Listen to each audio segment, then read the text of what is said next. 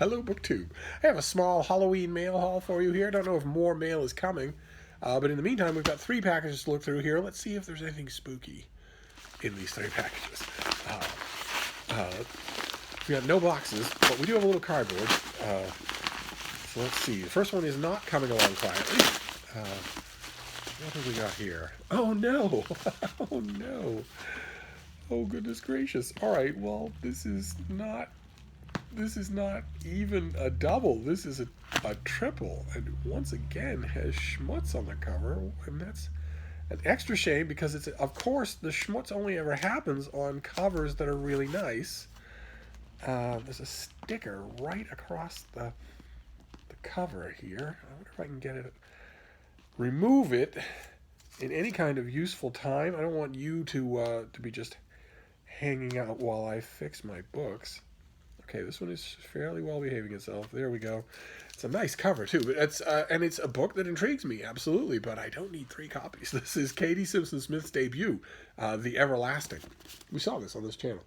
A novel that follows four different characters in four different eras of the city of Rome, from ancient times all the way to the present, and that accompanies them the whole time by Satan, who is creating sort of a Greek chorus commentary on the things happening in their lives.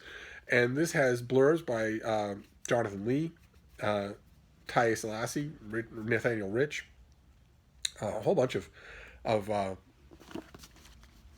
authors who've done really well. And I think it's probably going to get reviewed everywhere. This comes out in March, late March, when winter will be winding down. Seems almost unbelievable. Seems I never really believe that's going to happen. It's dark and wet and rainy today, and also humid and almost warm. And that is all going to change. All of this weather is at the front, is on the borderline between colder and drier weather and the weather that we have right now. And the colder and drier weather is certainly going to make me start to think about winter. I ordinarily do think that anyway, because Halloween is sort of the borderline, right? Once you're done with Halloween, you're done with holidays that you think you'll be able to do in maybe normal dress, and then after that, it's going to be, at least in the northern hemisphere, it's going to be winter. November, December, January, February. Oh. But anyway, I am excited to read this, but I will not be reading any 2020 books in 2019. So, all right. So I haven't. Well, I wonder if I can show her to you. There's the bead. She knows there's a package in the offing, so she is eager to get at it. All right, fine by me. There you go. Ah, yeah, yeah.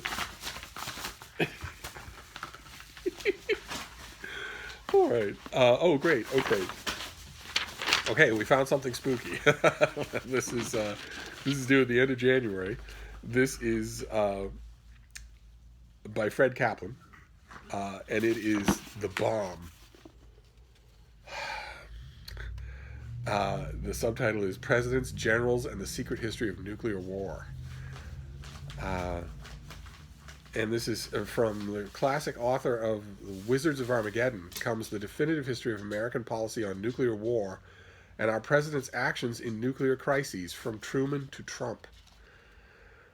Pulitzer Prize-winning journalist Fred Kaplan takes us into White House Situation Room, the Joint Chiefs of Staff's tank at the Pentagon, and the vast chambers of Strategic Command in Omaha to bring us the untold stories based on exclusive interviews and previously classified documents of how American presidents and generals have thought about, threatened, broached, and in some ways just barely avoided nuclear war from the dawn of the atomic age until now. Oh my. Okay. And it has entirely new chapters on how Barack Obama and Donald Trump dealt with the nuclear weapons in their midst. Once again, listen to the neutral language, the completely false neutral language that everyone uses when it comes to Donald Trump. Why? Why do they do it? Do the people who use that neutral language think they won't die at the hands of this guy if he unleashes nuclear annihilation? How how was it put? How Barack Obama and Donald Trump dealt with the nuclear weapons in their midst, like they're variations on a theme. Donald Trump wants to use his nuclear weapons. He asks his generals over and over again, why do we have them if we can't use them? Let's use them. Generals over and over again said, well, it would be an international war crime and it would almost certainly end all life on Earth because it would cause a cascade of responses. You're not there in the room, and you can just see those kinds of responses just pinging off the granite head of a complete sociopath. It's not variations on policy. Barack Obama had all sorts of ideas about the policy of being the master of this terrifying arsenal. Donald Trump did not have any ideas like that. He wanted to use it. He still does, and will, if pushed into a corner. So it's. I just don't get it. I just don't. You had news commentators in 2015, 2016 using the same kind of wishy-washy neutral language even when the news commentators were themselves ethnic. So by then they already knew that Donald Trump hated them personally. He is personally a virulent bigot for anyone who doesn't have white skin. And also the same commentators had lots and lots of friends and relatives who had Obamacare. And Donald Trump campaigned on getting rid of the health care for millions of Americans. And these news commentators knew perfectly well that A, the president was personally bigoted against them, and B, the president intended to take away their friends and relatives' health care. They're still using these neutral terms. Anyway. Why do I know Fred Kaplan's name? It's not from The Wizards of Armageddon. Didn't he write a biography of John Quincy Adams? It's not in his biography, and you'd think that it would be. I mean, you'd think, is that a different Kaplan? Is that Justin Kaplan, maybe, that I'm thinking of? Well, anyway, let's see. Let's move on here. Kaplan also reveals the thinking and political maneuverings of the generals who have drawn up the plans for fighting and, in their minds, winning a nuclear war. And he tells how a small group of civilians inside the Pentagon under Reagan and George H.W. Bush peeled back the curtain of the nuclear war plan, exposed the weird logic of its overkill, and slashed the size of the nuclear arsenal more deeply than any formal arms control treaty. Wow, this sounds fantastic. And it also sounds like it has a lot of really, a lot of hustle to it as well. It sounds like it's not only going to be a great historical look, but that it's going to open new subjects. And that's fantastic. Again, it's 2020, so I think this is all going to be 2020, so I don't have to worry about it, but that counts for our spooky story. If you want to be creeped out, just imagine, or better yet, go on YouTube and have it dramatized for you, what your reality would be if the nearest big city to you were struck even once, even with one nuclear payload. Of course, that wouldn't happen. That wouldn't happen at all. The nearest big city of yours would be struck multiple times by payloads, and everywhere around them would be too. But even just one bomb going off, for instance, the typical thing is in the middle of Manhattan. What would happen to you? But I look at those things and I automatically think the middle of Boston. If even a dirty nuclear bomb, a small suitcase nuclear bomb went off in the middle of Boston, it isn't people. I mean, obviously, the American public doesn't want to think about this stuff. You don't want to walk around and think about this. Those of us who lived during the Cold War, with the threat of nuclear annihilation present every day, did walk around thinking about this sort of stuff, and I don't recommend it. And there's nothing you can do about it anyway, so there's no point in thinking about it. But even so, the people who tend reflexively to think about it think, well, okay, it'll all be over in an instant. I'll just be vaporized. And that's not true. That's not true. Your far more likely fate is infinitely more horrifying, just unbelievably horrifying and protracted. And for that, you only have to read John Hersey's Hiroshima. Just read that, and you'll see exactly what. And that was primitive compared to what would happen today, compared to the size and effectiveness of the bombs today. But anyway, that is our scary story for Halloween. So let's. Oh, fantastic. Okay, I actually read this next one. This last one is not. This last one is a 2019 book, and boy, oh boy, do I recommend it. I really do. Now I have a nice solid finished copy, and that's good because I think I'm going to want to keep this. I do. I think this is by Merle Seacrest, and this is The Mysterious Affair at Olivetti. IBM, the CIA, the Cold War, and the Cold War conspiracy to shut down production of the world's first desktop computer. Look at that thing. The Mysterious Affair at Olivetti. I really do recommend this. I've never read a pub sheet on it, though. Merrill Seacrest, acclaimed biographer and cultural historian, writes of the human, business, design, engineering, Cold War, and tech stories behind the famed Olivetti company. How it survived 2 world wars and helped bring a ravaged Italy back to life, only to come to a shocking end in this book. Published by Knopf on November 5th, this is the never-before-told true story of the design and development of the first desktop computer by the world's most famous high-styled typewriter company, whose machines were known for the famous Olivetti touch. The company forged a path into the new futuristic electronics field with its pioneering P101 desktop computer, prefiguring IBM's desktop computer by, you ready? 20 years. Prefiguring IBM, the normal thing that's in museums of computers, by 20 years. The giant American company then acting as an arm of the U.S. government by producing computers for air and programs and missiles. Olivetti's desktop prototypes sold 40,000 units, including to NASA for its lunar landings. And they entered the U.S. market by taking control of Underwood at Hartford, Connecticut, as an assembly plant for these typewriters and future miniaturized personal computers. Later, Olivetti developed a portable calculator so closely emulated by HP, Hewlett Packard, that the Italian company launched and won a copyright suit. But at the center is Adriano Olivetti, the legendary idealist, socialist, visionary, and heir to the company founded by his father, building Olivetti into a fantastical dynasty.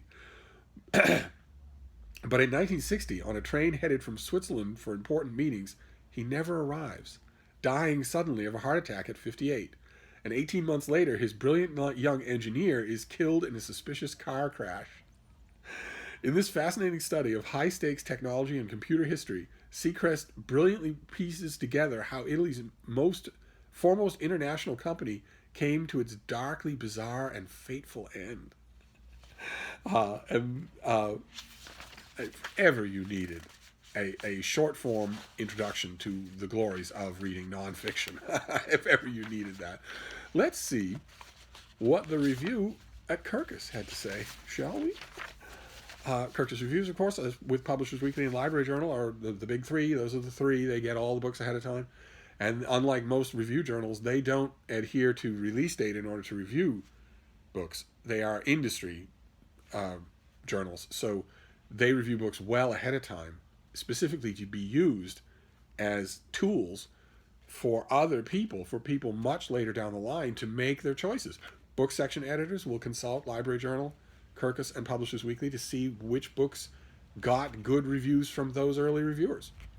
Libraries rely on those 3 very heavily. Library buying committees will rely on those 3 very heavily, and lots of other places too. There's a good reason why they run their reviews very early, and this is the Kirkus review.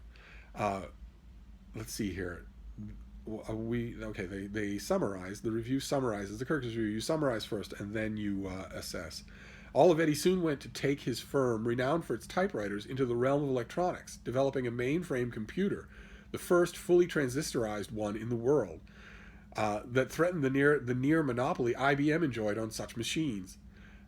Word came that Olivetti wasn't reluctant to sell the technology to Russia and China, among other potential customers, and not long after, Olivetti was dead, the victim of a heart attack when presumed in the prime of health.